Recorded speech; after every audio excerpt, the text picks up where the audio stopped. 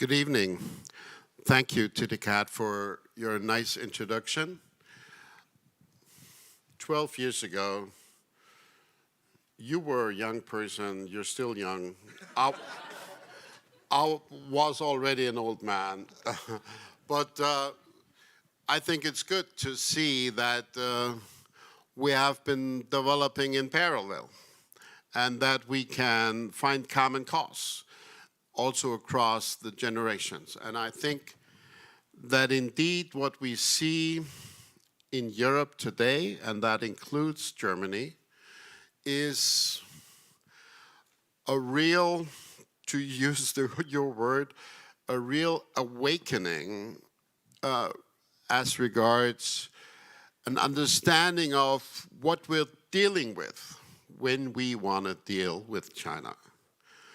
Now, the title that has been given to the talk that I will have is overly optimistic. How can Europe avoid falling into the dependency trap?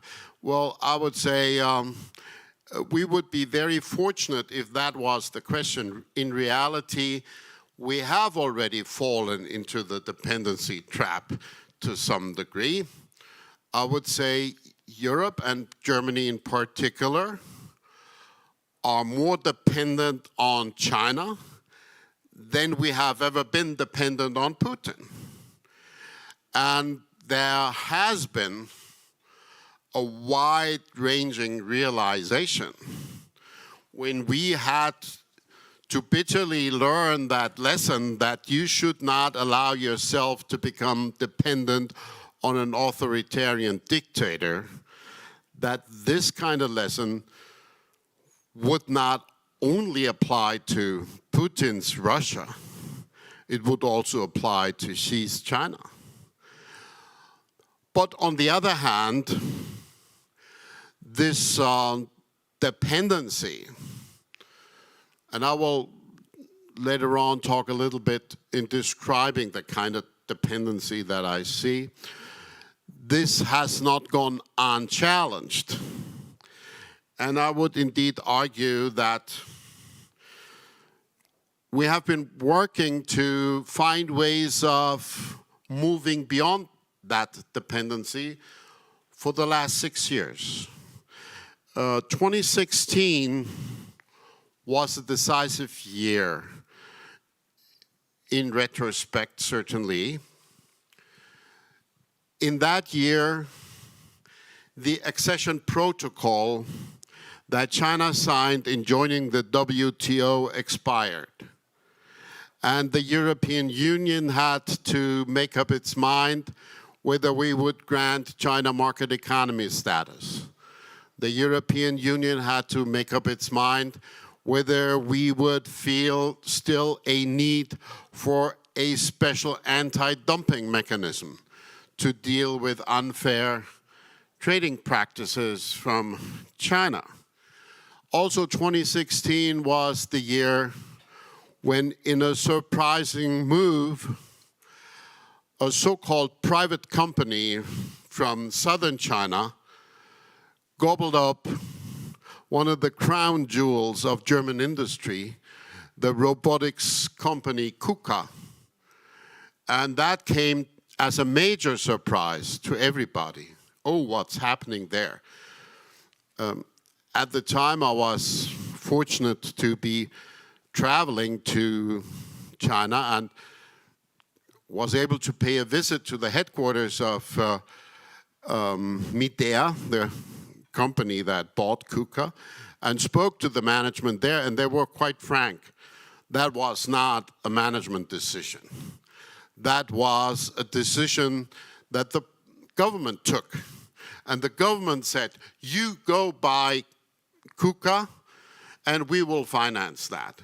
So that was an example of how an economic policy that doesn't necessarily follow an economic rationale, but follows political imperatives, is being pursued by China, and that came as a kind of a shock. And also 2016 was the year when the Chancellor, after returning home from one of her many visits to China would be a much tougher competitor for the German industry than before. And I think this is a very important aspect of the whole development. Germany has had a very advantageous economic relationship with the PRC for many decades. And for the better part of that time, it was indeed a win-win arrangement.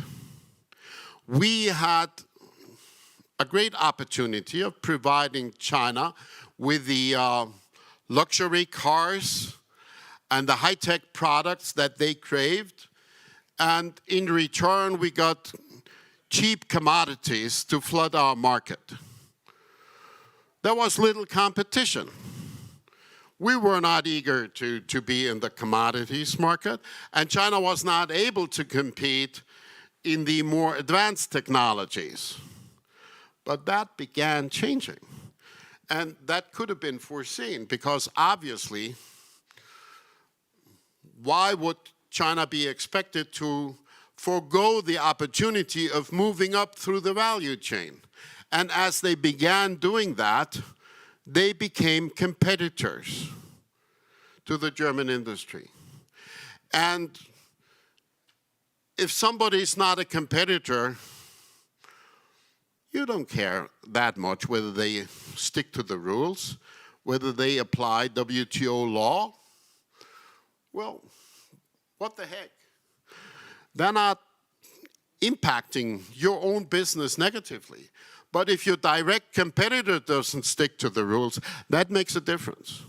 So I think that this economic change that was induced through the progressive development of Chinese industry contributed to a rethinking among many German businesses.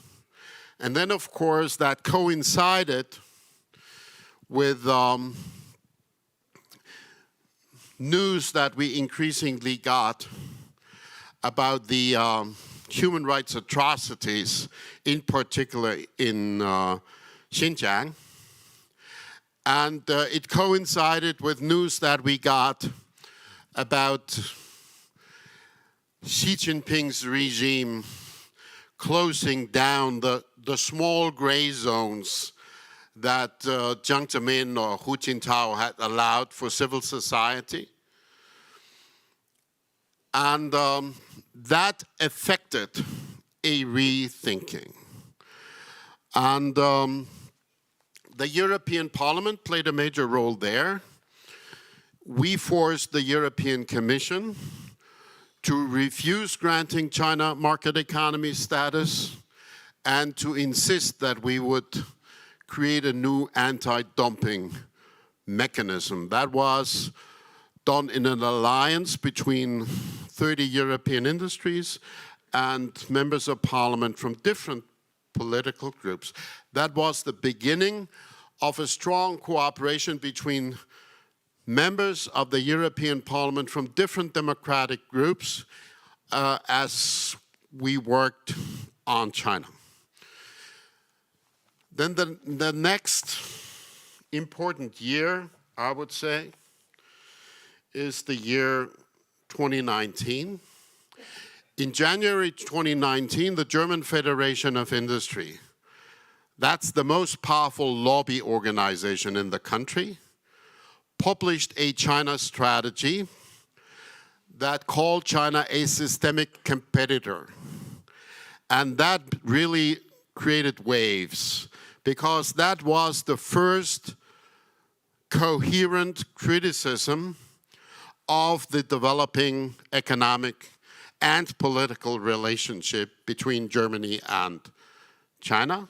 And then in March of 2019, the European Commission and the External Action Service published what has been called the Strategic Outlook, where they defined China in 3 ways. They said, well, China is a partner, It is certainly a competitor, but it is also a systemic rival.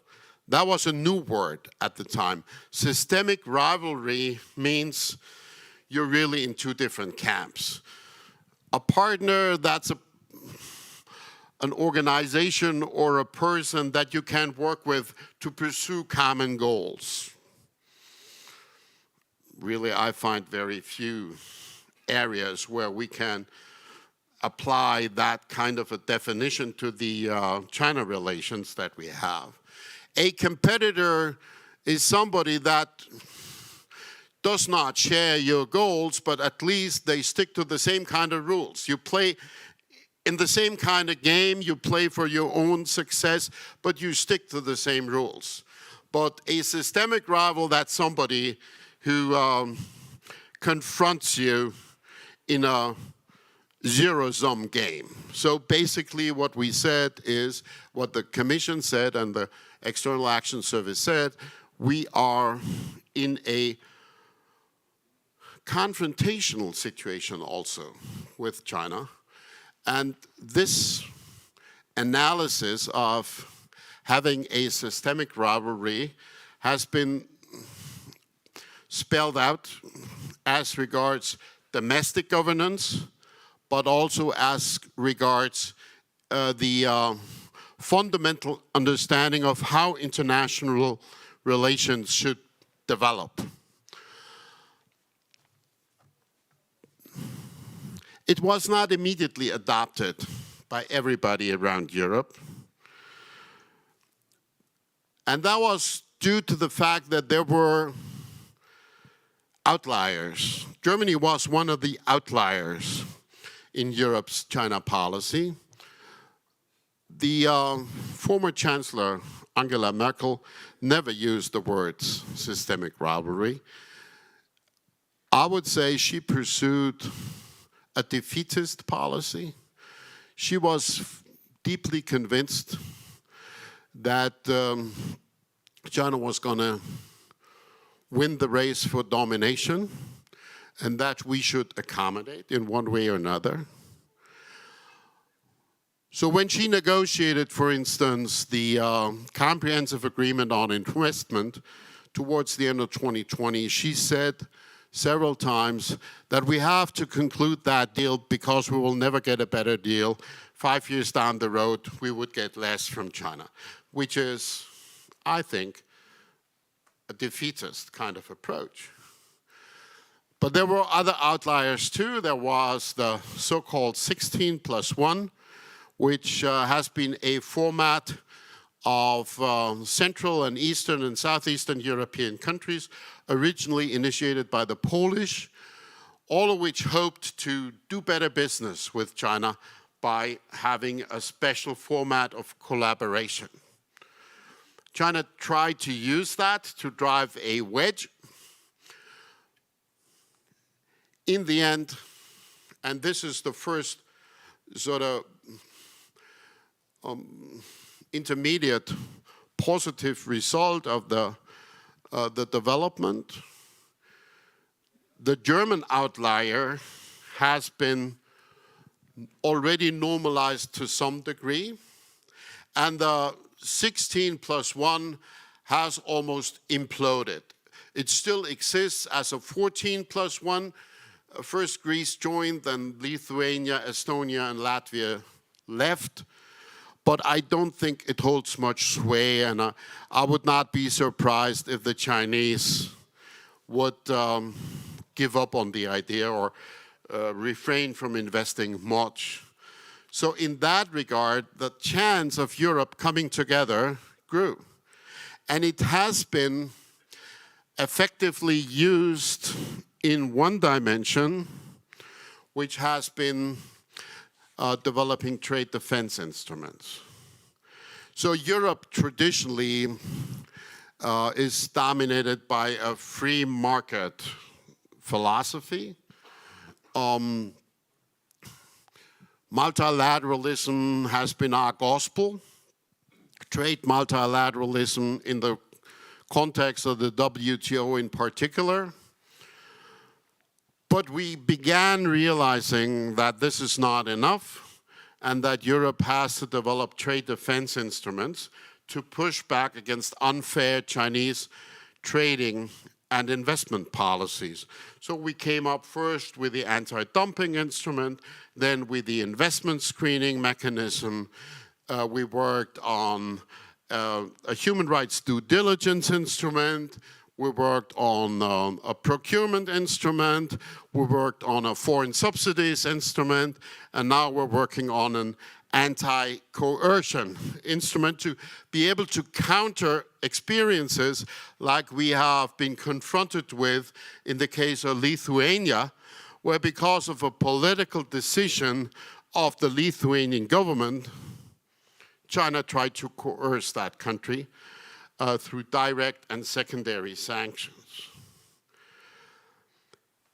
In that development, I would argue parliamentarians have played a particularly important role.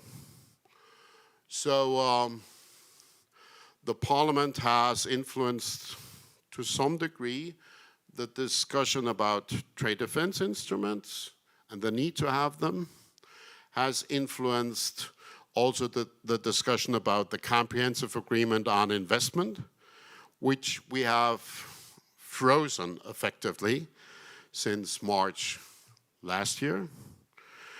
And in the European Parliament, over the last 2.5 years, we've been able to bring together a majority consisting of the 5 major democratic groups, so the Conservatives, the Christian Democrats, the Social Democrats, the Liberals, and the Greens, which has made the Parliament very strong. And some of the leaders of that effort are people that are engaged with me in IPAC.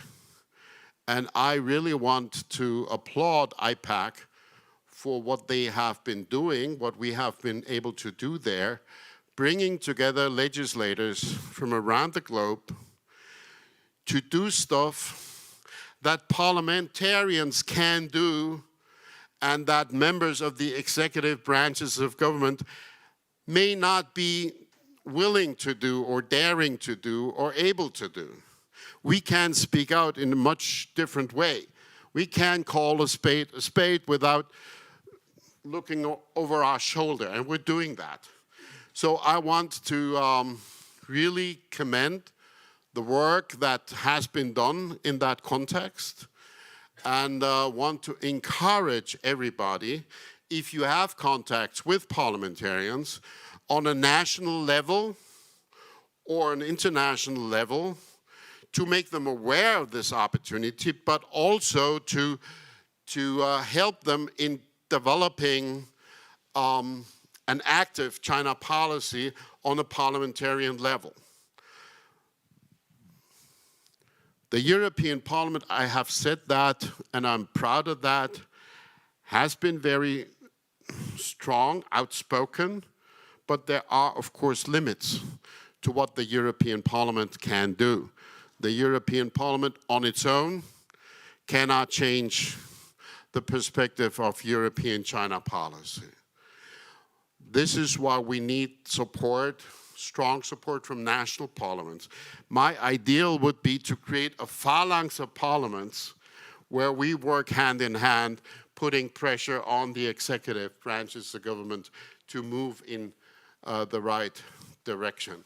So I think there's a lot that can be done in that regard. That was the state of play about a year ago. And when we formed the new German government, we made sure that the China policy prescribed in the founding document of that new governing coalition was very distinct from the one that had been pursued by previous governments. It was a turnabout of considerable dimensions, and it included also, for instance, calling out China on human rights, on Xinjiang, on Hong Kong, on Taiwan. So really shaping a new perspective and making two pledges, that Germany would develop its China policy in the context of a united European effort, and that Germany would pursue a policy of solidarity with like-minded countries and cooperation, in particular, with the United States. Then came February 4th and February 24th. On February 4th, on the sidelines of the Beijing Winter Olympics, the slave labor Olympics, Putin and Xi met to declare no limits friendship. And the document that they agreed upon is a very, very worthwhile document setting out a revisionist policy that wants to overturn the global order in a very fundamental way. And then 20 days after that, Putin struck with his war of aggression in Ukraine. And that has had a significant impact also on China policy. Because obviously, it's been said so often and it has to be repeated, if it's wrong to be dependent on Putin, why would it be right to be dependent on Xi, who is much more powerful?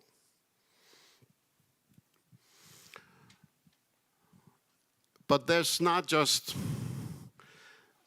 this lesson that people are drawing. There's also a reluctancy to implement the consequences of that shared understanding. And you often have that in a democracy, that it's like a cat that hesitates to jump. You see that it is preparing to jump, but it doesn't jump just yet. And something similar is happening here. A lot of people say, look, with all the hassle that we have on our hands with them Russians, why would we pick another battle with the Chinese?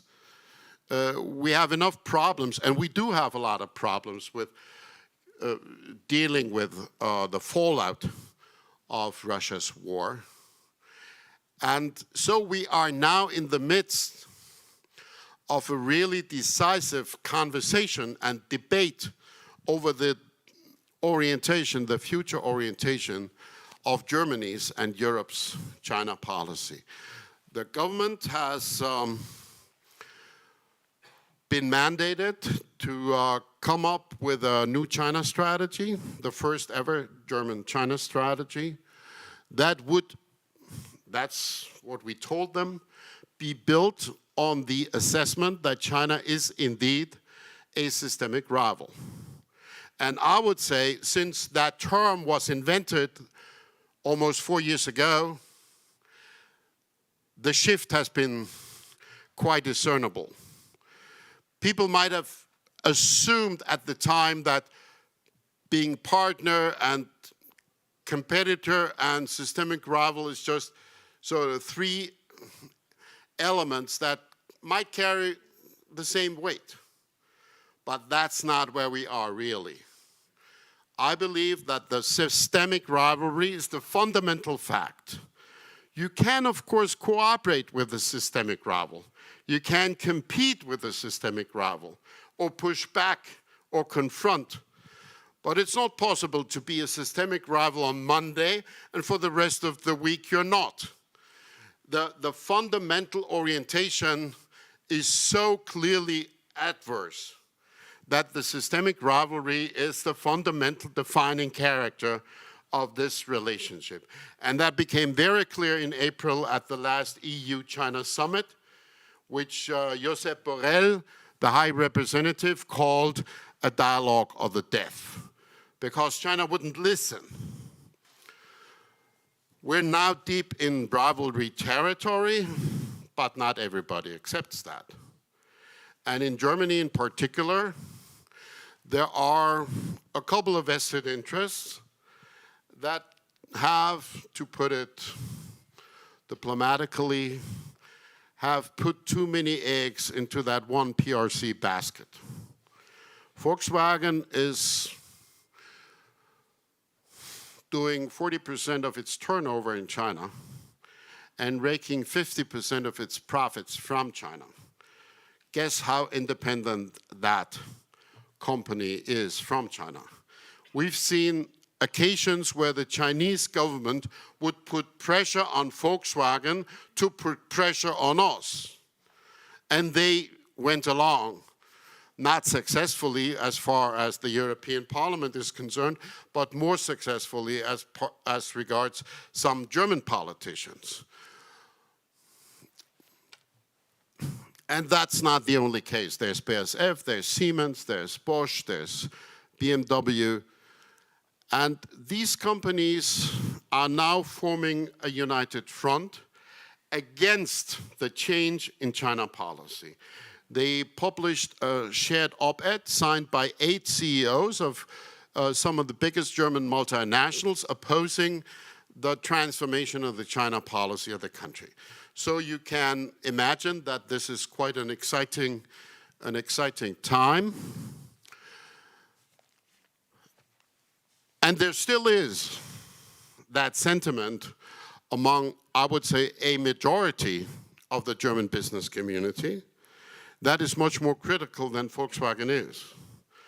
But they don't have as loud a voice. So it will be interesting to whom politicians, policymakers will listen.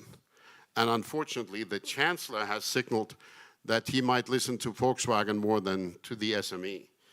We'll see what comes of that. Now, what can we do, what should we do in going forward? And I would identify 4 strategies that we should pursue, hopefully in a united way as Europeans, but also together with like-minded partners as much as we can. One strategy is playing defense well. I mentioned trade defense instrument. I did not mention at length the Lithuanian experience, where China tried to coerce Lithuania, and the question was, would Europe show solidarity? Would Europe show support? And it was a cliffhanger for a while, and then the Chinese helped the decision by attacking the holy grail of the European Union, which is the single market principle, and then all of Europe came together, and the Commission has taken China to the WTO and raised the case there against them. And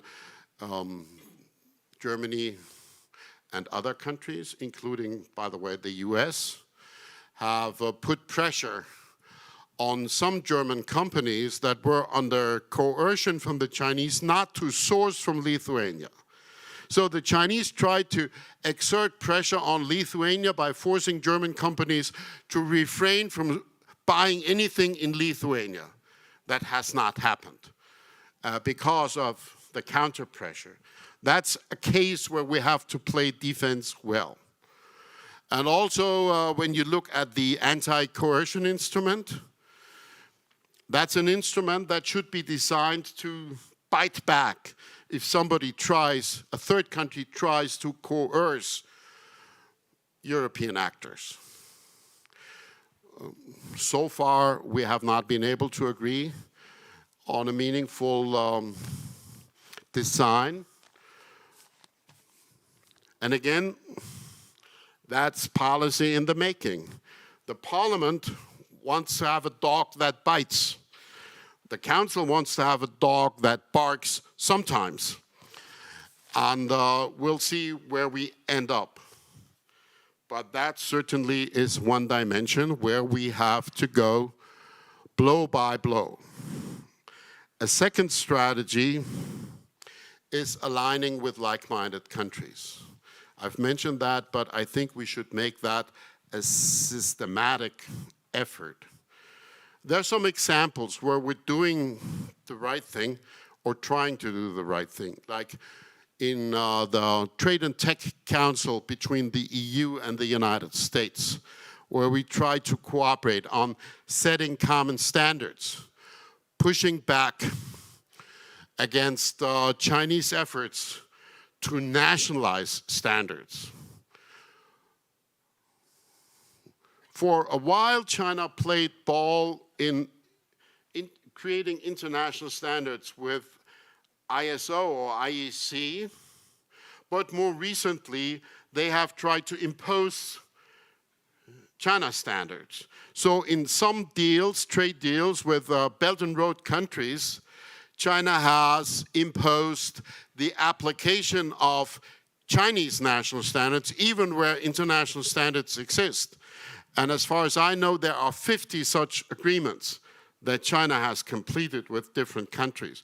And of course, if Chinese standards are made imperative, that basically means closing the market to everybody else who goes by international standards. That is creating a political tool to control an economic partner. So that is an element. Also looking at how we operate in multinational organizations like ITU. In the ITU, China tried to impose new standards for what they call Internet 2.0 that would have included a mandatory censorship switch. They felt it would be necessary to include a top-down censorship switch in the basic setup of the future of the internet. And there, I think there's a need to push back together. There's also a need to develop trade urgently with like-minded partners. That's why the European Union is now, for instance, working on a free trade deal with India. And there's another dimension which I think is very important, which is the so-called Global Gateway Initiative. It's, to put it simply, it would be Europe's answer to the Belt and Road. I recall a conversation a few years ago with the finance minister of Indonesia, who was asked in a panel what she thought of Belt and Road. And her answer was, give me an alternative and I'll tell you what I think about it. At the time, there was no alternative. So the EU has now come up with an alternative. It's called the Global Gateway Initiative, helping countries, in particular countries in the Global South, to develop infrastructure that they need, but in a fair way, without creating debt dependencies and all that.